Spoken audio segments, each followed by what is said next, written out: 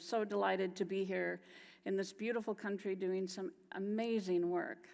I've enjoyed this morning, and I hope I can share with you some insights and experiences I've collected in my career.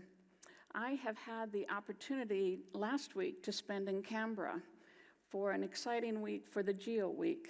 This was where Geoscience Australia hosted an international group, the Group on Earth Observations, where they hosted ministers and ambassadors and executives from government, NGOs, and private sector to come together to explore ways of taking Earth observations data and applying it more easily to decision making. And this is an area that Australia is a leader. They've been doing pioneering work in their Open Data Cube work. And later in my presentation, I'll share with you an opportunity we've had to collaborate with them to further extend the value of that by opening it up to more users. And this past week here, focusing on that collaborative engagements to improve decision making is really a great lead-in to what I want to talk to you about today. I think the power, the ability now to move the data, the analytics, more up the chain to the decision makers is really where we want to be. Because I think the real power of GIS is in the decision-making capabilities. It is a problem-solving tool, and all of you here, you're problem solvers. This technology allows us to take lots of information, piles of data, do the analysis, synthesize that data to something that we can actually use to make decisions, to be problem solvers. And along the way, of course, it makes beautiful maps and visualizations. So what I'm going to talk to you about today is not the amazing technology, new software, wow, whiz-bang, things that you can learn about this afternoon. I want to talk about how this technology can be taken up the chain, up the decision-maker ladder, like Gary talked about earlier as well. Because I think we are at an amazing point in time right now. Everything is connected. I mean, we have data at our fingertips. We are raising the first generation of digital natives. This is an entire, a population that doesn't know anything different, that an answer is at the click of a button away or an Alexa question away. This generation is expecting immediate answers. And the way we've embraced technology in our personal lives is spilling over into changing how governments function, how private sector functions. I'm sure you've seen it as technologists, you're seeing it in your professional lives, how the expectations are changing what you do. So that's what I want to talk to you about today. Sorry about that. And we'll move into more of the focus on empowering decision makers with this data. Before we jump into this very forward-looking, where are we going with this, it is important, I think, as Lisa mentioned earlier today, we're in the 50th anniversary of ESRI, which is an amazing feat. In these days of IPOs and acquisitions and startups and companies that fade away, ESRI has been steadfast. ESRI has absorbed change, has created change, and has really been a player in that process of advancing technology. And just in my decades of work in this field, I've been amazed and kind of amused as I look back on how far we've come.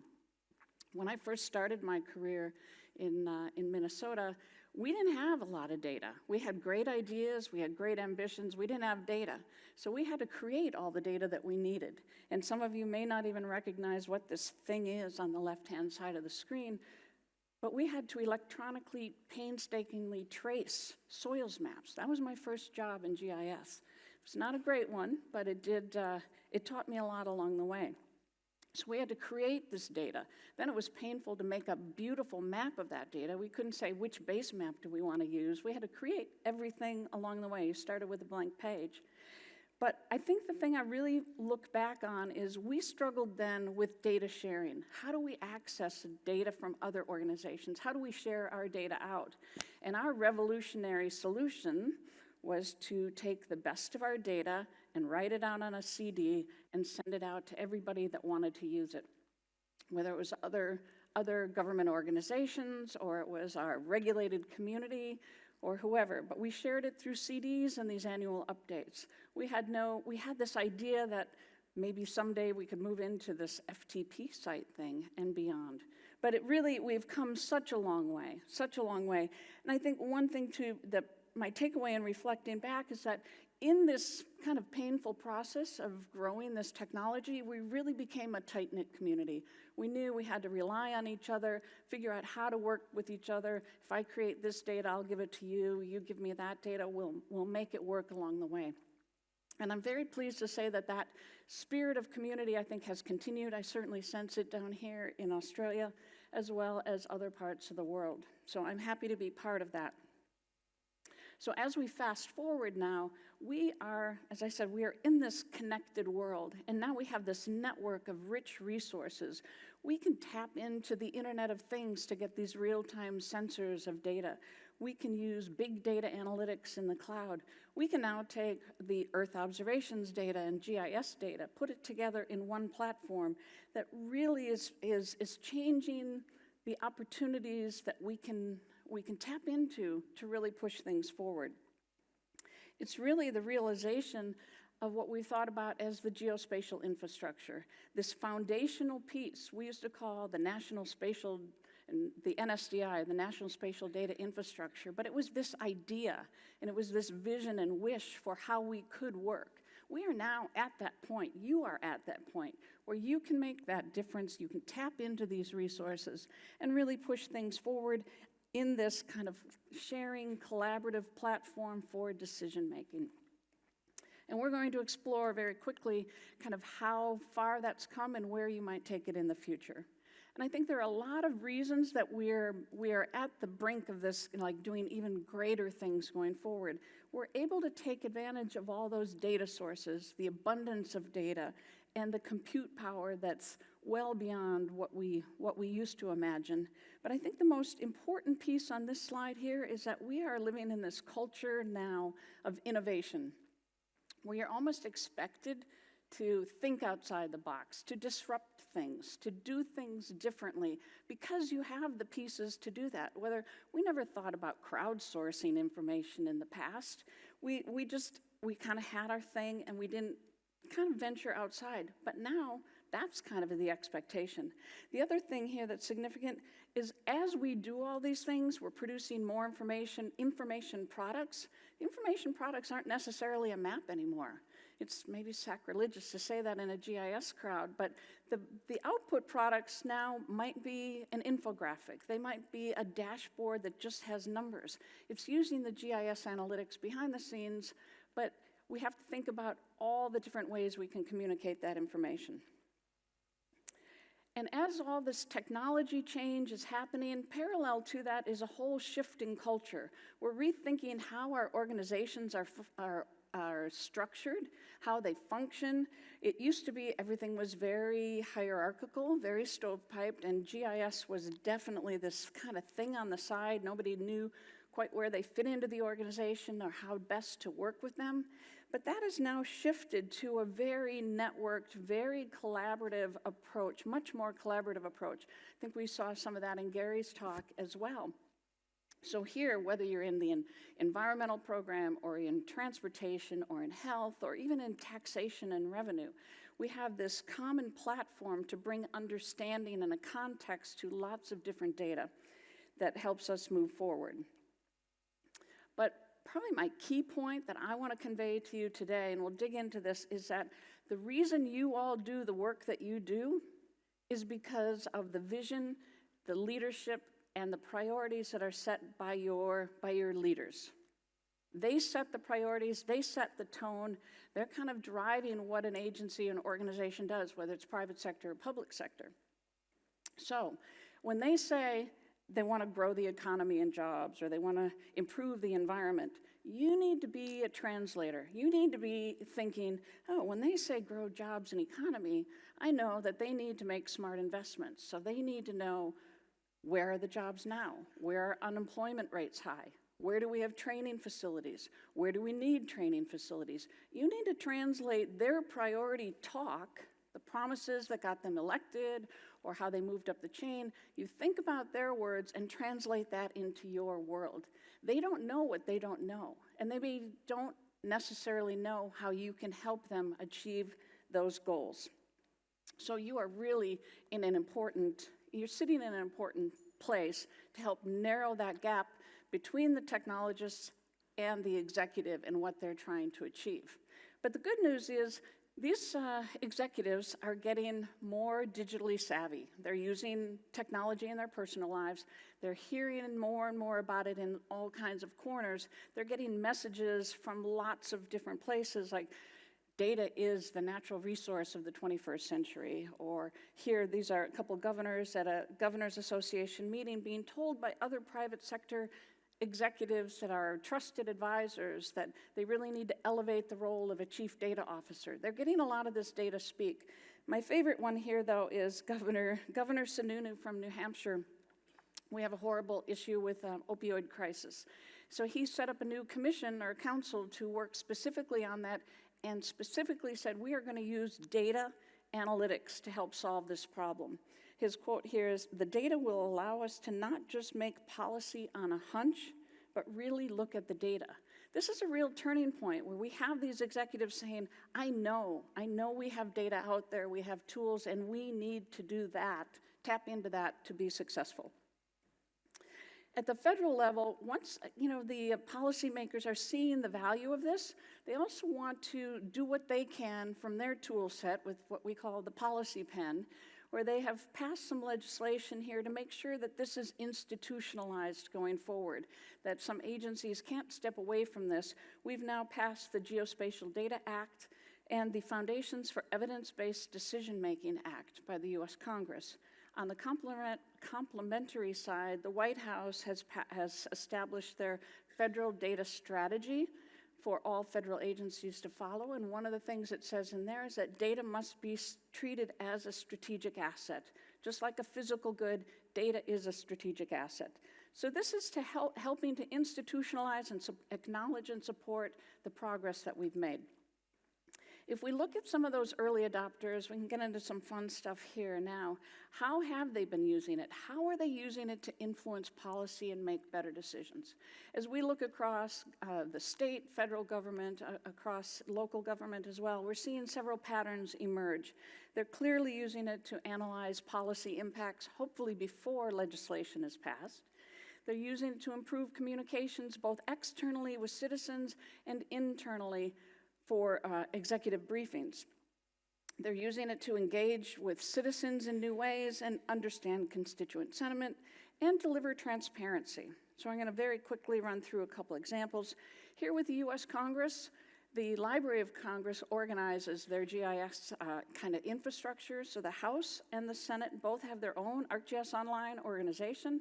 Every member and every committee has a private group within that ArcGIS Online org to do their work. Not all of them have taken advantage of it, I will point out, but many have.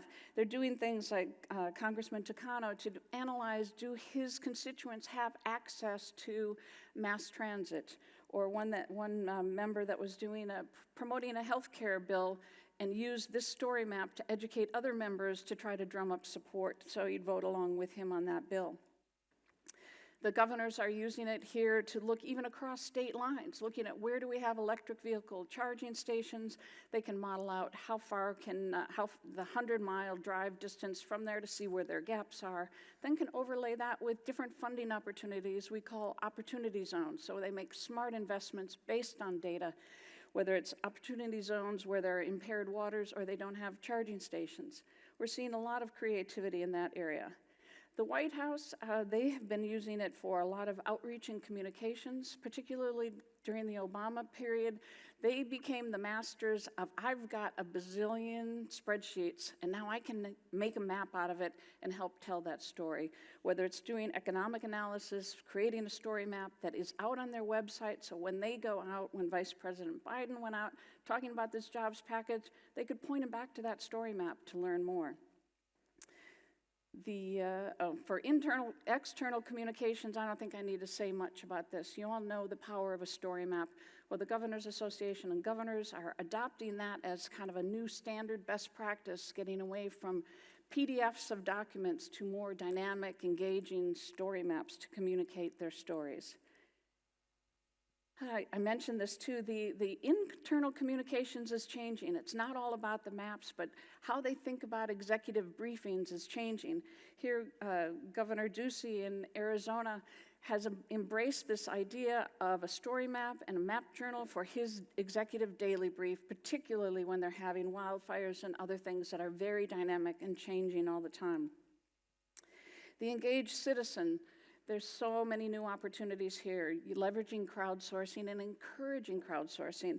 This one in the upper left, we have a program across the United States for Adopt a Highway. You know, you see the sign, the Boy Scout troop, whatever, taking care of this. But it's a very spatial challenge. And so but it was very cumbersome to get people on board and take ownership. So putting this into a GIS context and publishing it out in a very engaging way is really driving more adoption of the highways and letting people communicate and kind of take ownership of this.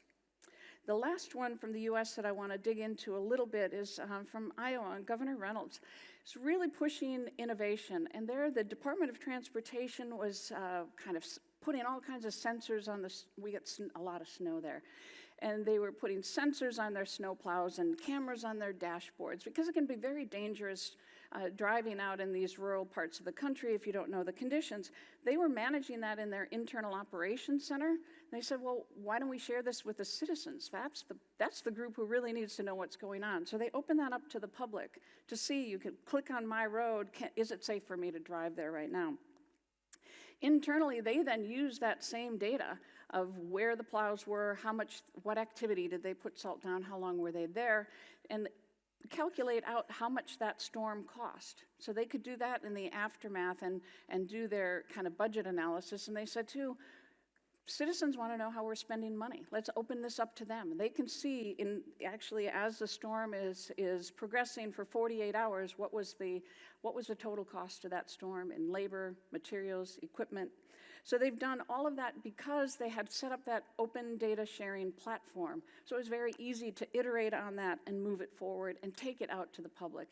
And it's been so successful, the governor has now taken that innovative thinker from the Department of Transportation, brought her up to the governor's office, and she's now challenged with bringing this innovation across all of the government agencies there in Iowa. But the last one I'll talk to you about is one that's closer to home for you. Through this group on Earth observations, we have been very happy to have an opportunity to collaborate in a partnership way with Geoscience Australia as they've taken on this ambitious Digital Earth Africa project, where they've made a commitment. They're going to create an open data cube, the Digital Earth Africa data, and make it available for the entire continent of Africa. And that's kind of like the first piece, right? Make the data, then they hope people will use it. So they could create some tools to try to expose that. So we came in and said, we want to help let any of our ESRI platform users tap into that rich data resource. So we've worked with them for the past, I don't know, probably started conversations a year ago, and we've now figured out how to directly read from the ESRI platform that Digital Earth Africa data cube. So anybody can tap into it. We don't have to replicate the pixels. They sit once up in the Amazon cloud. But now any of those tools you know and that you know well can be used against that data source, and then you can integrate your other data to it, so do remarkable things. So that was pretty exciting. We can do it for that data cube. We can do it for others. Simultaneous to that, ESRI was embarking on our own. How do we help the developing countries in Africa use this technology more easily, make it more accessible? So we had launched earlier this year the Africa Geoportal, which is a kind of a regional branded ArcGIS Online organization with all the tools, the mapping, the visualization capabilities, and a curated collection, an Africa Living Atlas of curated content for Africa, and a lot of online learning tools to help people adopt this. And this is freely available. They can use a Facebook or Google login to create an account, and they're off and running. So we were able to then marry up the Africa Geoportal with the Digital Earth Africa data. So if you go to that homepage and scroll down, you have a place to just launch right into a subpage of the Digital Earth Africa data. we met with Geoscience Australia folks at a conference in Africa just in August to talk about what else could we do. We said we need to make it even easier. So let's make some tailored applications that leverage that data. Things like, can we make it easy to, through a web app, do vegetation change detection, see where there have been fires or deforestation happening. Through that app, you just click on a year and a date of imagery and compare it to another year and date and put it in a swipe, and they're very happy with that. Just 2 weeks ago, they released the first version, I think, of the water observations from space. So we built the Water Observations Explorer app.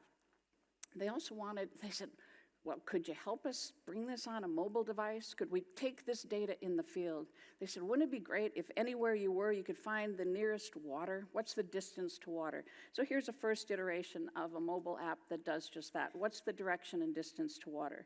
So I think this is just the beginning of how we can build these tailored applications very quickly with the tools on the platform and make their data even more accessible, even more usable to a wider audience. And one validation of this at the conference last week, this is the Minister for Environment for Uganda. And she very graciously came by our little exhibit there and was interested and asked a few questions. And then this was her 20 minutes later after drilling into the data and saying, I'm going to have a meeting with the president next week on this area, this disputed land. So she was really drilling in and said, can you send me this URL? So I think the leadership is getting it. They're really, they want your knowledge, they want your help, they want to use the data. They want to get more value out of the investment they're making in creating this data.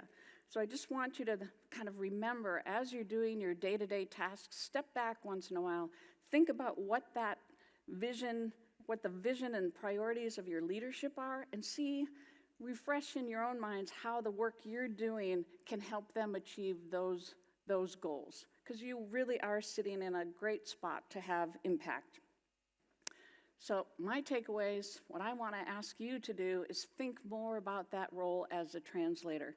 You have skills, you have capabilities that are of great value to your executives, but they might not know it yet. So you need to help them understand how much more they could do with this. And hopefully then they empower you to do more. The other part is we all need to expand our circle. We love our GIS friends, but we need to take this message to where they are. Go to other conferences, talk to experts in forestry or I don't know, intelligent transportation or whatever it is. But we need to break out, get out of your comfort zone a little bit and have those conversations. Share what you do with them. And be that problem solver. Don't be afraid to think outside the box, push the envelope a little bit, kind of have some fun, be creative, be innovative. I think that's why we all got into what we do. We see the power, the potential, and what we can do with this. And if you do that, you're going to help your executives see what others can't. Thank you very much.